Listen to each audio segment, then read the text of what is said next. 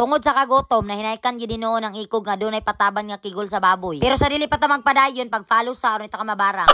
Usa ka maayong buntag igayo pag mata nako no kay nag-ihaw man silag baboy perti ra bagyong sabaan na disturbo akong pagkatulog. Sumaot to na-activate akong pagkamaritis ug niadto ko diretso kung asa dapit sila nag-ihaw. Medyo magyud ta ma-intriga kay wa man untay nag-birthday unya ngano nag-ihaw man ni silag baboy mo tong nangutana ko unsay rason. Mao day nag-ihaw sila sa baboy ka birthday day kuno sa manok sa ko ang tatay karon niya pinangga mangikanin niya kayo man ang iyaging giihawan.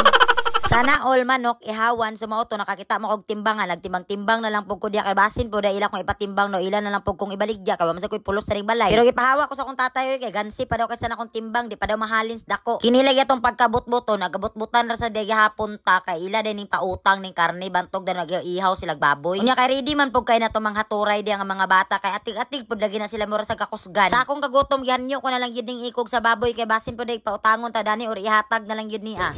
300. 300. Apil ka na sa unod. Oh? Grabe, tipot mo ni ako. Apil na sa unod. 300 regali ang kas. Alay ko doon. Pila naman siya. Kuan siya.